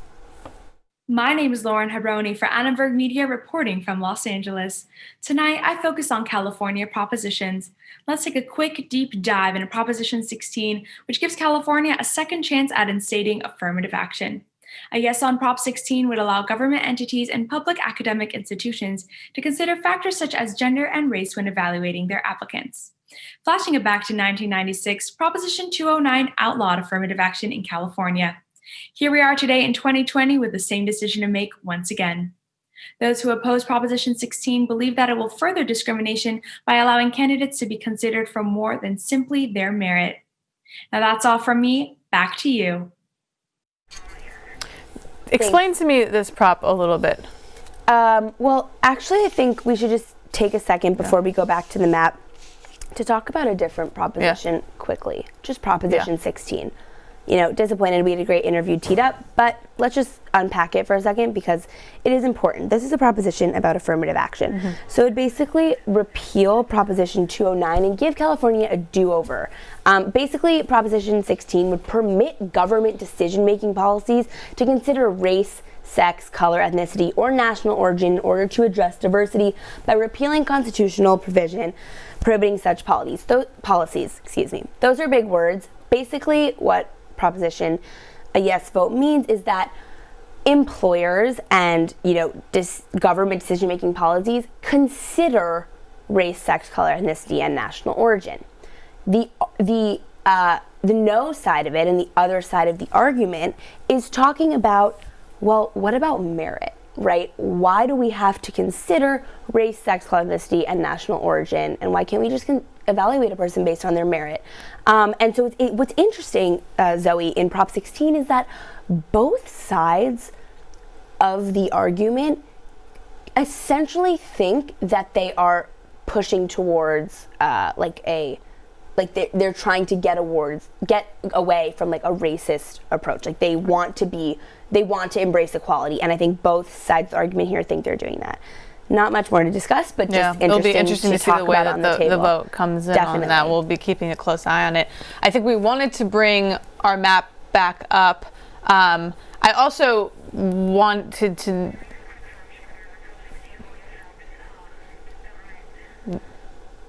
Sorry, I missed that one. Yeah. I made a factual error, but that's okay. I'm going to correct it. Do you want to make the correction? It only affects government organizations, so it actually doesn't affect employers. That was my bad. But journalism, we correct it. Yeah, exactly what we were just talking about. So only affects government employers, but it's the same thing with basically giving California a do-over at affirmative action. But back to the map. Yeah, I'm looking at the map. I don't see, it looks pretty the same from what we were doing before. So we'll have to stay tuned. Arizona still has not been called yet. I think that people are waiting on that. Nevada still not been called. Wisconsin, Michigan, Pennsylvania, Georgia, North Carolina. Those were ones that were counting before. Am I right about that? Yeah, I'm honestly surprised though. Also that Maine hasn't been. I mean, maybe I didn't. I think their mail-in voting, right, might be a slower situation, but they're like as east as it gets. So when you think about the time they've had, given that it's 1 o'clock in the morning on the East Coast, definitely, not just a little strange. Like I just didn't realize that was going to be a slower count. I think I knew that for Pennsylvania, Michigan, and Wisconsin, but Arizona. Associated Press reporting that about 80% of the votes in Arizona have been counting. Circling back to what Nikki said earlier, Arizona looking like it could. Well, now I think my map just got messed up, but it could be looking actually. For Biden? Sorry, my map got messed up. But yeah. I think that for now the map is done. We wanted to head back into our policy discussion and talk a little bit about the economic policies of both of these candidates. An issue that is so relevant all the time, but especially when, our country was shut down for quite a long time and facing lots of economic downfall. Definitely. So taking to Trump's policy. So the Trump campaign hasn't for the first time in ever hasn't posted their second term agenda. Instead, they tout their first term accomplishments. So President Trump hasn't laid out an organized fashion of an economic agenda for a second term. This is unprecedented for a president seeking a second term, and it makes it difficult for voters and for us to assess because there is no agenda. And it's hard to know that there is none from the American. And continues to blame the current economy on unemployment numbers and on COVID. Biden, on the other hand, if elected, would raise the minimum wage to $15 per hour and would also raise the corporate tax rate from 21 to 28%. I think a lot of Trump supporters are concerned about, and Americans are just concerned about this tax raise, but I'm pretty sure, correct me if I'm wrong, that this would only affect Americans that are making over $400,000. I believe that's the right. Annually. That's the right number. Okay. Biden would also repeal tax cuts enacted by the Trump administration. Well, that's basically what I just said. And he would also expand access to affordable education, including free community college, which could be huge for a lot of Americans. You know, both Biden and Senator Harris really honing in on education on the ballot, and the importance of education. And he would also reevaluate Chinese tariffs as well, which has also been, you know, relevant in Trump's administration for sure. So definitely interesting, Zoe, to think about how, you know, the two candidates' different approach to the economy in the middle of a global pandemic. Yeah, and something that is absolutely on the ballot. Coming up now, Trevor Kefauver, an Annenberg Media reporter, did a little piece about two friends with opposing political views. Retired police officer Kent Davis has always considered himself a patriot first and foremost. After enrolling in the Navy, he became a police officer in the Los Angeles Housing Authority, patrolling the Los Angeles projects and trying to tackle the area's gangs. It was crime on steroids. It was, we called it, our police department called it ghetto PD. And you've seen some pretty crazy stuff. Sure, you can't help it. It's in the projects, so. Thinking back on that time makes him feel morose. He said his time on the streets taught him the system is corrupt because of how hypocritical it can be. And as a lifelong conservative, he rallied behind President Donald Trump, and his pledges to call out political corruption, maintain law and order, and drain the swamp. This guy actually believes what he says. Actually believes this, okay? And that reminds me of Ronald Reagan when he was negotiating with Gorbachev. Kent is such an unwavering Trump supporter, he can't imagine a scenario where he doesn't win. If he doesn't get another 4 years, he's in big trouble. And I think we're all in trouble. So it might be even harder to imagine that one of Kent's closest friends is a diehard liberal. The person on the phone with Kent is this guy, George Holt, a security consultant in Riverside who sells weapons for a living now. But about 25 years ago, he worked alongside Kent for the Los Angeles Police Department. At some point, we ended up in the same car together. And we just kind of clicked, man, and the bond was 30 years old at this point. George was once a conservative like Kent, but had what he calls a sudden epiphany that transformed his political views. While I had done well as a black man, born in 1965, growing up in America, everybody didn't have the same advantages that I had, because I did have some advantages. George and Kent have managed to bridge the political divide, because they say that despite being on opposite sides of the aisle, it's important to remember that the country comes first. The bond wasn't forged in politics, it was forged in the streets. And the trust came from the streets. So certainly conservative. He's my favorite conservative, one of my favorite conservatives. Regardless of who anyone votes for, it pays to look for the common ground. For Annenberg Media, I'm Trevor Kefauver. And with us now, we bring back our beloved Luke to talk to us about that race that I mentioned earlier that went to the Republican incumbent in Iowa, the Senate race that went to Joni Ernst, who was the first woman to win elective office in Iowa. So Teresa Greenfield challenging her was interesting, woman to woman. And this was a really, really hotly contested race. So I'm interested to hear what Luke has to say, because, you know, this was one of them that meant a lot to Democrats. Yeah. So Luke, definitely. Talk to me about Iowa. Yeah, you know, this was a really interesting race, again, between Joni Ernst and Greenfield. And one of the interesting aspects is that this was Greenfield's first time running for elected office. And we have Ernst, who is a retired soldier. So, and as you said, Zoe, the first woman elected to that position, and a seat that Democrats were, again, hoping to flip. And while Joni Ernst has been somewhat loyal to Trump, she's also diverged from him on issues like trade and whether to rename Confederate monuments. And so that's been something that you look at Susan Collins, who's also trying to distance herself in Maine from Trump a little bit. And so it's a strategy that some Republicans think is more advantageous to them in states that are like Iowa, not always going definitely Republican and sometimes do swing either way. And so definitely a seat that Democrats were hoping to look up or pick up in the Senate, but Republicans will be thankful to hold on to this. And again, then we go and look at states like North Carolina and Maine, where Sarah Gideon, the Democratic challenger to Susan Collins, actually just said a few minutes ago that she wouldn't even give a speech tonight because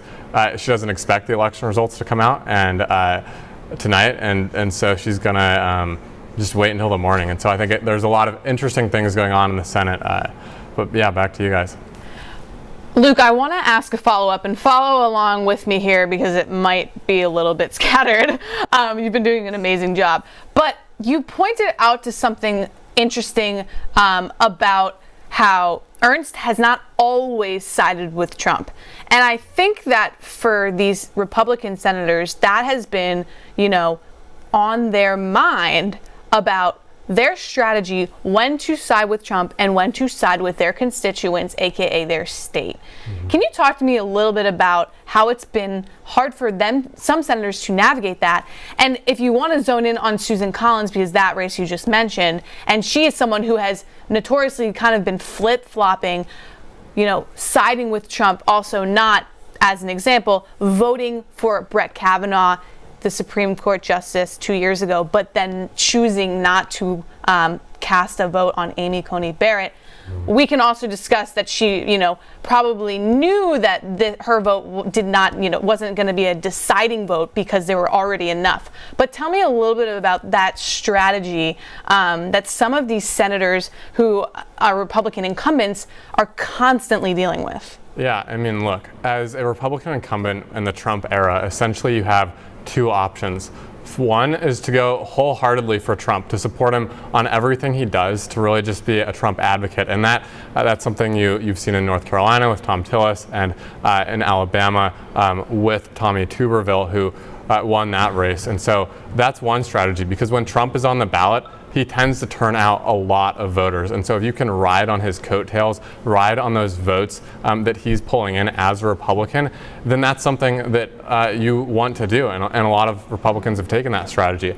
But the second strategy is when you're persuading voters who are in the middle, who might not necessarily be Republican saints, you could say. And so these more moderate voters are not so inclined to vote for a candidate, a Republican, who is really consistently going with the Trump agenda. And so that's something that we can look at in these states as kind of strategy. Are they persuading voters, or are they really just sticking with Trump? And so when you look at Susan Collins, you're seeing someone who is going back and kind of withdrawing from Trump's agenda a little bit. And same thing with Ernst in Iowa, and that's something that worked out for her. So we'll see how it works out for Collins. But yeah, a very interesting observation. Thank you, Zoe. Thank you, Luke. Luke, that was great.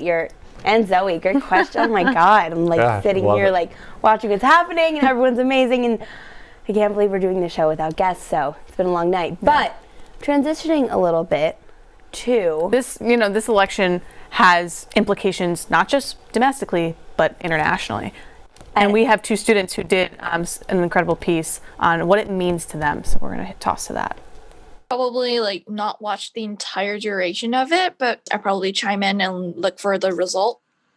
As an observer, I watched the first presidential debate in Poland, and I think it was very absurd and makes no sense that the two president candidates did not talk about anything meaningful on stage. My biggest concern is definitely that the citizens are not getting answers for some of the biggest problems nowadays. Yesterday or the day before yesterday, the daily increased cases in United States alone is around 10,000 per day, and that is horrifying. As a chain effect, it will make the international student probably unable to return to the campus or unable to, resume the face-to-face form of lecture or studying. I mean, our country is looked at by the entire world, and I think it's easy to forget that, Completely. We typically lead by example, and, our elections are on a world stage. they're on a world stage. I think that there are, citizens in other countries in Europe saying, kind of not laughing, but just being like, I'm glad that I'm removed, just because it is hectic, it's chaotic, it's confusing, it's stressful, and I think and speaking of hectic and confusing and stressful, another point that we haven't really touched on in talking about Biden and Trump is there are separate approaches to police reform. We have had a summer of civil unrest, a spark of a new movement, the Black Lives Matter movement, that has come after, and it's really catalyzed these conversations on police brutality and, again, really personal, sensitive conversations, but we're talking about them, and there are plans for police reform. If elected, Biden has said that he plans to increase funding for public schools as well as mental health programs.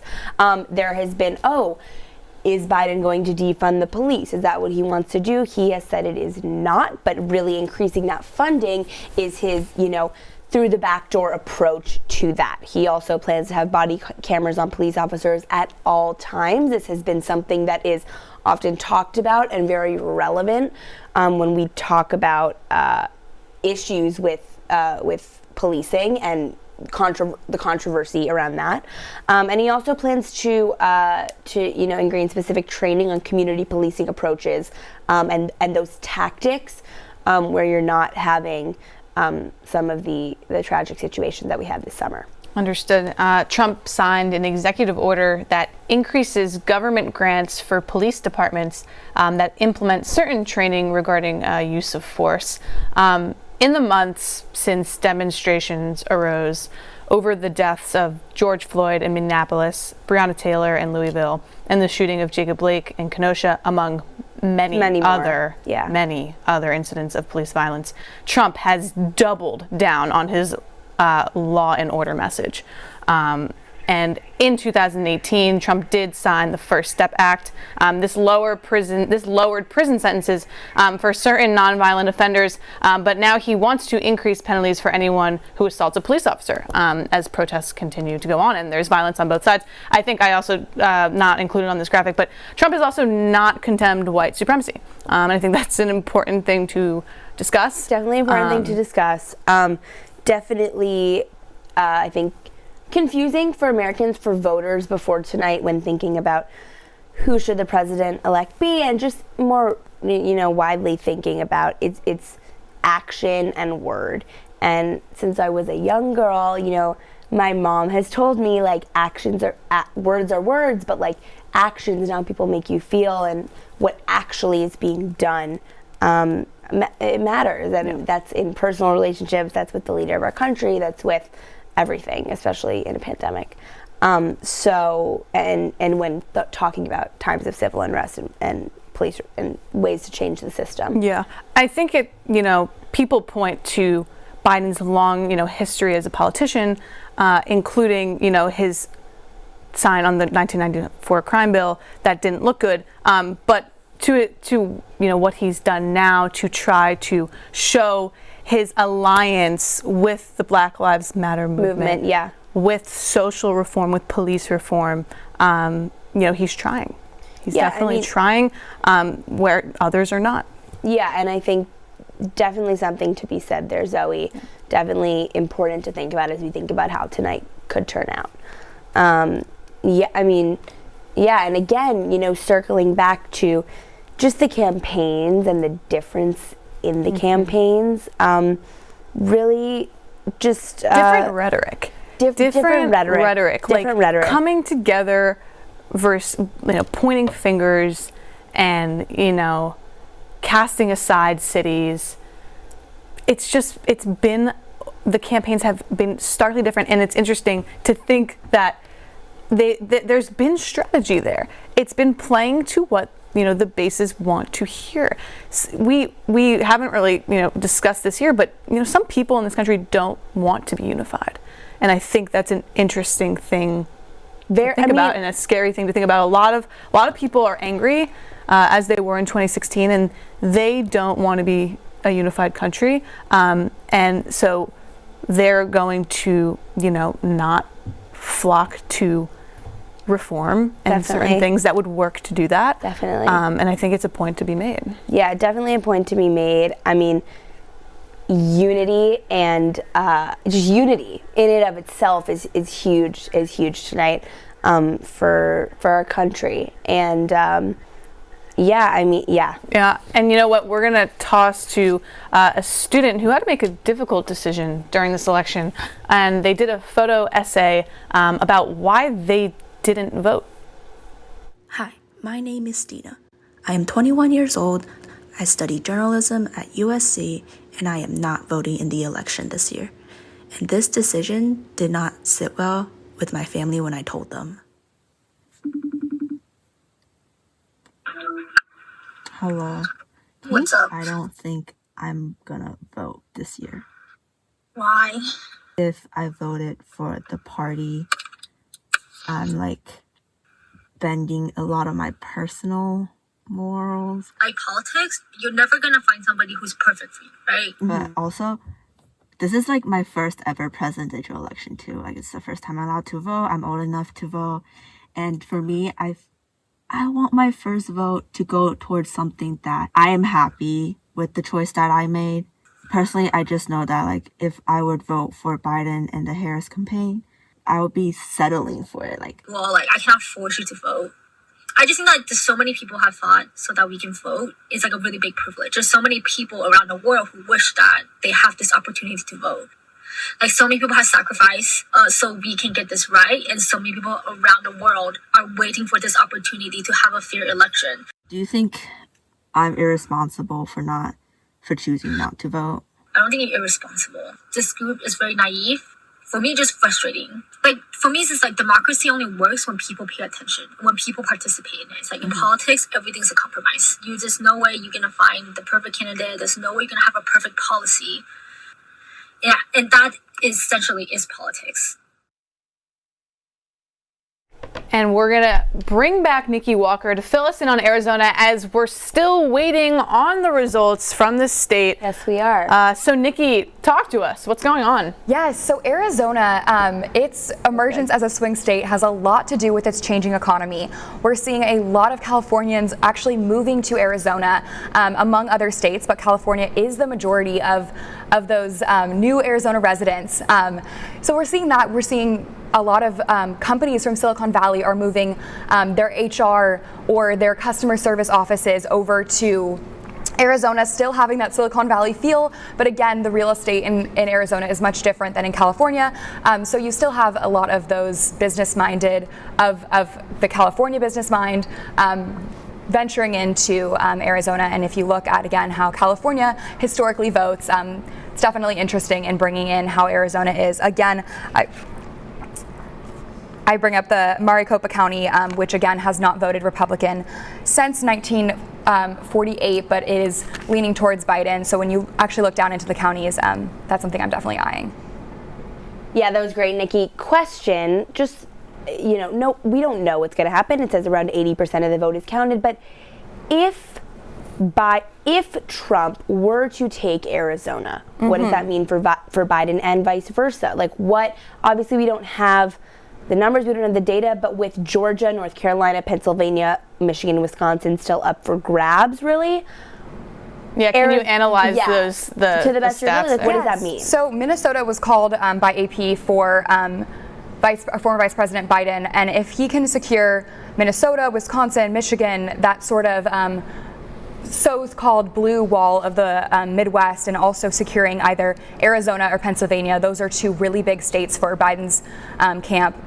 And if, again, looking at Arizona, how it's going currently is very interesting in that sense. And with each state, we have to look at, again, how they are reporting each of their votes. Are they voting mail-in ballots first? Are they allowing ballots to be postmarked on election day and be counted later? It really does vary by state. So looking at that is a really important part with, again, when we talk about Pennsylvania, we know Pennsylvania is the kind of that longer haul state that we're looking at over the span of the week.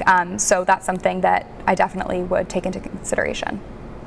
Definitely. Thanks so much, Nikki. I think It even took 6 days before the winner of Arizona's 2018 U.S. Senate race was formally known. So I don't think there'll be that lag tonight, but interesting to think about it. The same thing could even happen, in Pennsylvania, in Michigan too. And I also think, thinking about the structure of Arizona, once was an always red state, red to its core, and now looking like Biden could take it. Not 100% by any means, but I think the Biden campaign feels confident about this state. But both candidates really made the state a top priority, pouring millions into advertisement there and really, really making a push there, especially in this past week. They did. I just want to mention Georgia one last time. We don't have our map up and it hasn't been called or anything, but Georgia's still really in play. Lot of precincts reporting, but 2 super Democratic areas are still needed to report on votes. So Georgia's still in play. North Carolina still in play. These are 2 states that we kind of expected to hear from tonight. Approaching 10:40 on the West Coast. It's late. So late. We're getting into that 11th hour, and there's a lot up in the air, Ella. There's a lot here. There is a lot. That's not English. Second time. There's a lot up in the air, and the polls and the way the projections can only tell us so much. So it's I think at this point, it's important to note that not either candidate has tonight in the bag. Yeah. And that there's still a lot more data that we need from these states, from North Carolina, from Georgia, Pennsylvania, etc. That is really going to help us. That will determine who the president is. Yeah. I wanted to circle back quickly to the package that we were watching before about the student who chose not to vote. We've had this conversation, you and I, about civic responsibility and being excited to vote. And I do think it's kind of interesting to think about. The student mentioned she felt like she was settling for a candidate, and I think a lot of people feel that way in the primaries of these races. They're like, Definitely. we wanted this, we wanted that. Right. It's been advantageous for Biden, though, how former people who are running against him have become his surrogates. And I think that it has been crucial to helping spread the Democrats' message of wanting to unify, of wanting to come together. Because in the past, people have lost and not gone and then fought for the person they lost to. I mean, he chose Kamala Harris as his VP, someone who went head to head with him on the stage. So I think it's interesting to think about how the surrogates have coalesced around Biden during this time, and I think the same could be said for people who have been loyal to Trump. But why it was unique to this situation was because there was such a large Democratic primary. And I think Zoe, totally agree with everything you just said. I think the Biden campaign did an incredible job of really. It's a hard task to mobilize the wide range of both Democratic voters as well as Republican voters that took a chance on Trump and other Democrats, previously registered Democrats, that took a chance on Trump in 2016. And I think that is in part, we saw that with the early vote, with the 100 million plus that showed up to the polls. But I think it's interesting, and it's upsetting to hear that people don't, I'm settling, and that they don't have a candidate they feel that they resonate with. Right. And that might also be because our candidates are 2 old white men. Great point. We haven't touched on, but I think that makes a little bit of sense that people aren't connecting to these candidates as much. But that is why it was advantageous for the candidates to align themselves, borrow credibility from people who look different, who have different views, who can speak to different demographics. Biden borrowing credibility from these surrogates, I think, played well for him. Agree, totally agree. I think it's about, I totally second everything you're saying, and I think we have these 2 candidates, very different, polar opposites, but that they look the same. And Because of that, I think there's been a wave and a spark of this newfound social activism and really getting out on social media, people making their voices heard, talking about hot button issues, even 12 and 13-year-olds talking about gun control and the right to choose, whatever it may be. On that now, we actually have some video content about a teacher talking who teaches Black history. Here it is. If you ask Tyler Russ what drove him to become a high school history teacher, he'll tell you it was his passion for social justice. He wanted to teach his students the truth about this country's history. I've been teaching my students about mass incarceration, Michelle Alexander's book, The New Jim Crow, and all of these systemic issues plaguing our society. Tyler said it sometimes surprises his students to meet him, a white man teaching about Black history. But his Black students don't see his race as an issue. Presents facts, and that's just what it is. So I never really find that his race is something to kind of be questioned. For Tyler, a problem came up when he took his passion for social justice and turned it into a call for action. In 2017, Colin Kaepernick was blackballed by the NFL for kneeling. When Tyler saw this, he was furious, so he decided to do a protest of his own. He knelt while the flag was being raised at this flagpole here in front of Heritage High School. But his decision was met with such strong backlash, he has to find a new job. It was never supposed to be about me. It was about racial injustice and the killing of unarmed African Americans in America. Now in 2020, the same violence is still happening, but because it is an election year, Tyler hopes people are paying more attention and the change is finally on the horizon. But I would just hope that the election won't be the end of it, because the election isn't the answer, right? When we go and vote, it's not going to solve the problem. It's going to be the beginning of the solution. He feels with new leadership, our country will be on the path to a future with equality for all. For Annenberg Media, I'm Caleb Michael. We just got some information about the district attorney's race here in California. There isn't any concrete results out yet, but the incumbent, Jackie Lacey, is behind. Yes, she is. The new candidate, George Gascon, is leading.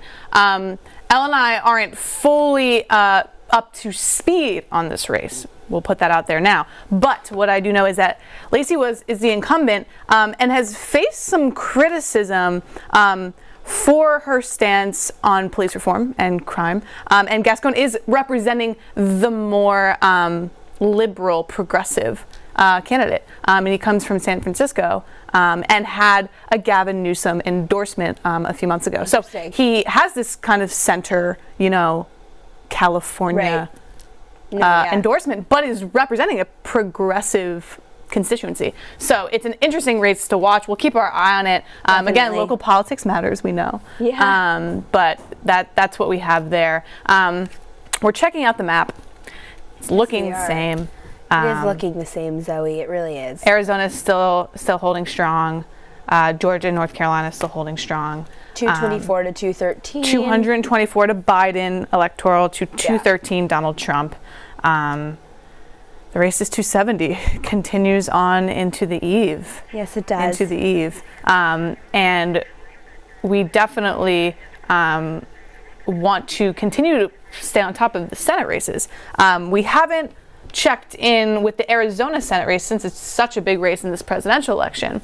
It also has a huge Senate race between astronaut Mark Kelly and the incumbent Mick Sally. I know that I'm not sure if you'll remember this, but yeah, we were young, but Mark Kelly's wife is Gabby Giffords, who was shot. So, and when she was reporting, and it was terrible. And now he's running, for office. This was not his job. Yeah. But big stances on gun control. He's winning. He's leading in Arizona. So it's interesting. The state is showing shades of blue. So it's definitely something to keep an eye on. If we bring Luke back, we can check in with him and talk on about that. Montana with Luke. Definitely, Luke. Are you there? We have results here. Here we go. Partial results. Partial results for Arizona. We've got McSally trailing behind at 46.1%, Kelly at 53.9% in the lead.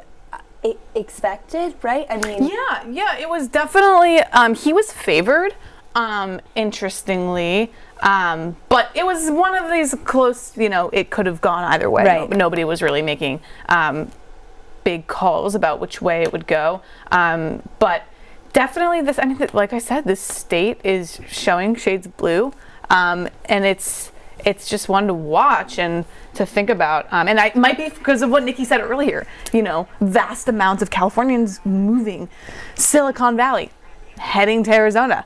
Are these, policy changes, people changing hearts, or is it just Californians moving to Arizona? Right. And I think Nikki brought that up earlier. I don't know, but definitely an interesting thing to think about. Hopefully we can bring Luke in. I think he's ready for us to ask some questions about Arizona and also Montana, right?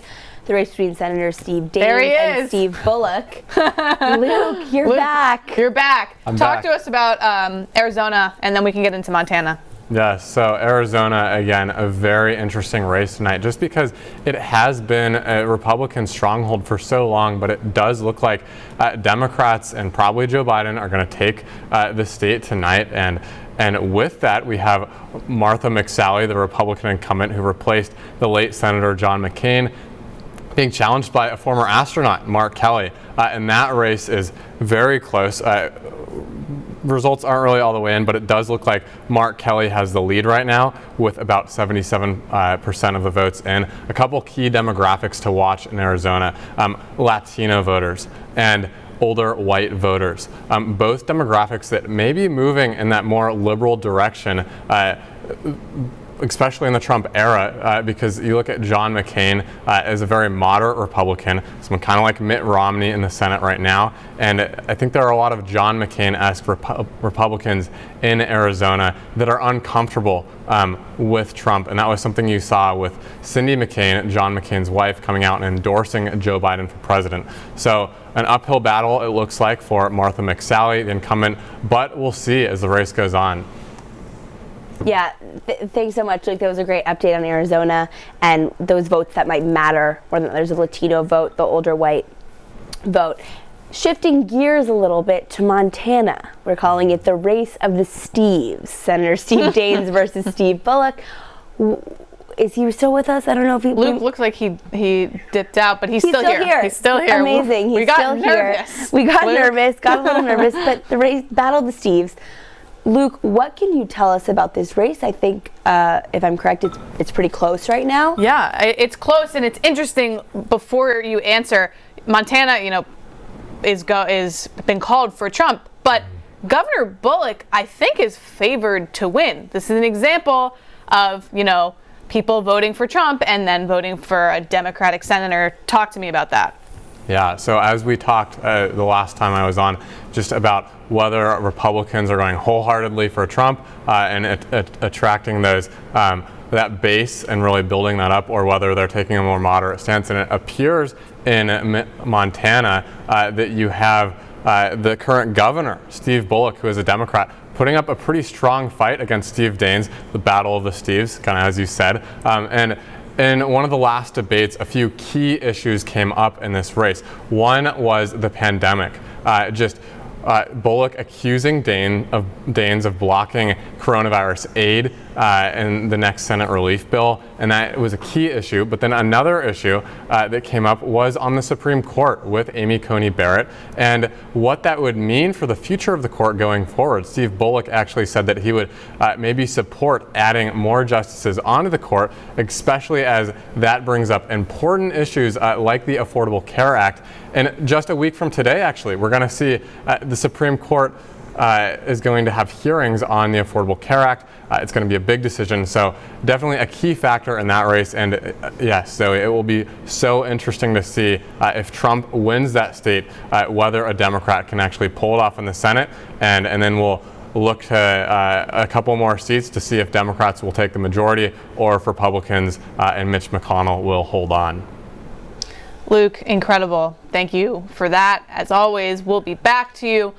Just to circle back to my point earlier about Biden's surrogates, Governor Bullock ran against Biden, Hickenlooper, who just won the race in Colorado also, these people who were running have now taken Senate races. Well, sorry, Montana has not been called yet, but they have, applied themselves in other areas. And I just think that, it shows that they didn't, get the presidency, but that wasn't going to stop them from, going to the states that they care, doing their states and trying to win a different race. Most definitely. I mean, even Nebraska gave one delegate vote to Biden. Nebraska. Yes, I saw that. Yeah. Crazy, really amazing to think about. Remarkable, honestly. And just, and like you were saying, like, I'm forgetting the exact senator that it was, but someone that was going up against Biden and then Governor Bullock. Like, or Senate or it was Bullock. It was okay, Bullock that supported, that was against him, and come to support him because like the times change and like places that politicians are people. Yeah. And whoa, did you just say that? Politicians are people, and I think we should normalize that they can have a change of heart, change their view, change how they feel about a hot button issue, which is, I think that Nebraska point's great. Great to think about too. As we're winding down, it's been a long night. It's been a long night. He brought in one thing that we haven't talked about yet, and that is the court. Packing the court. He said it, he dropped the words, and I looked at you and I was like, we haven't talked about that yet. Again, we don't really know exactly what Biden's plan would be if he took office with the Supreme Court, but we do know is that the Republicans have a large majority, and that they are going after healthcare, and they are going after reproductive rights, and they're going after things that would have been causing Biden and his staff to consider packing the court, adding justices onto the court, something that's not been done, something that's not illegal. It's just not precedent. Not precedent, exactly. And I think interesting to think about also, if Joe Biden was to be elected, was to pack the court, well, the next time a Republican president gets nominated, whether that's in 2024, 2028, whenever, even in 2020, right, they could do this. Why wouldn't they do the same thing? So interesting, definitely, we're not going to get too deep into that, but just interesting to bring up, definitely. We have breaking news. So that race that we were just talking about in Montana has been called, and we're bringing back Luke to tell us the results because we don't know. Luke, what happened in Montana? We don't know what happened. It's funny because we were just talking about how it's nice to have someone in your ear and with the pandemic and all the technical things. But as I was talking, actually, the New York Times said Steve Daines has won re-election in Montana. That is the Republican, so he will beat out Steve Bullock, who is the governor of Montana right now. And according to the AP, that has happened. So. Yeah, literally as we're talking. So news is breaking fast, and I think just an important race, and we'll really see how this plays out going forward. I think the lights turned off. I don't know if you guys noticed that, but back in the dark, but Luke, we think the power might have, I don't know, did the power go out? We're here. We're here, but everywhere else is dark. But Luke, what you were just saying was just too much for everyone. They had to just turn the lights off on you. But just to clarify, so they went to the Republican, so it did not do what I had said before. It was not a state that voted for Trump and then flipped. It voted for Trump, and they also went with the Republican senator. Yeah, they did. Yeah. Crazy that those results came in so fast. We were I know. We were talking about it. We were talking. That's the way that it's happening. These are trickling in into the eve. Yeah, so that leaves Democrats with just a few more states that are very important if they want to take a majority. One of those is North Carolina, a very close race still between Cal Cunningham and Tom Tillis. Currently, it's at 48.7% to 46.9% with 94% coming in. That's Tom Tillis is leading. So a close state. We also look at Maine. We talked about that earlier. We have in Michigan, actually, John James is pulling ahead. Got 63% of results in, so it's not really something that we can speculate on, but we will have to look for kind of these key races in Maine, Arizona, and North Carolina to really see if we have any changes in the Senate majority. Luke, thank you so much, and thank you for all your insight and really helping us take a deep dive into those Senate races tonight. I think he's gone, but we really appreciate it, Luke. We miss you already. Zoe, it's been a night. It's 10:55 p.m. here in LA. there's still 8 states that haven't been called. I would say 5 of those 8 are where we can really focus on in the next. Wisconsin, Michigan, Pennsylvania, North Carolina, and Georgia. Correct. Those are the states that everyone's going to be staying up for, or waking up early tomorrow and having, dreams about and thinking about, because those are the states that will decide the election. Those are the ones that they are count. I think with Arizona, those other 3, like Nevada is actually, Nevada, I say it wrong. It's actually leaning towards Biden right now, as is Arizona. And Maine, those are as is Maine.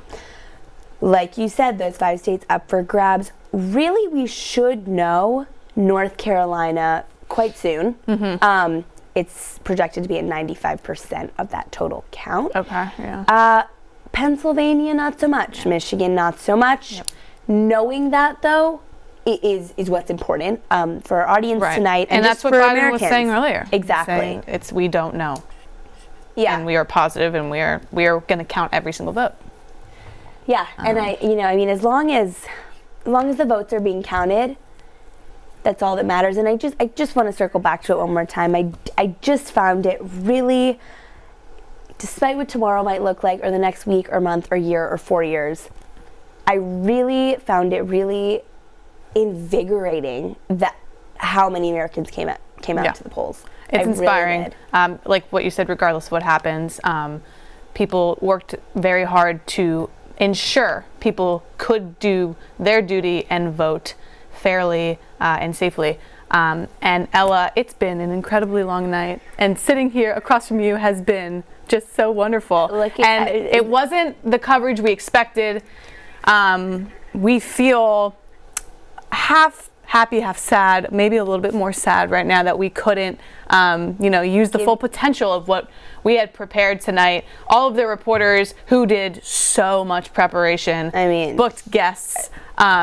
We missed out, but the show had to go on. It happened. The show always goes on, and we did it, and we really want to thank you for bearing with us despite the frustrating technical difficulties. Zoe and I, and I'm sure Luke and Nikki, also really want to thank everyone in the control room right now, because seriously, we wouldn't be here without any of them, and even some of the other reporters that weren't able to come on air tonight as much as they were supposed to. We'll get them next time, hopefully. Yeah, and we really want to take a moment for a very special thank you to Dean Willowbay and Provost Zukowski for making tonight in studio happen. We've lost so much. Students at USC have lost so much to the pandemic, and one very near and dear to our hearts is the Media Center right here. And to be able to be here tonight meant everything. Although the show didn't come out exactly how we had imagined, we couldn't imagine doing it anywhere else but right here. So thank you so much for working to make it happen for us. Doing it from home would have been, being in the Media Center, like Zoe said, was so incredibly special despite the obstacles we felt.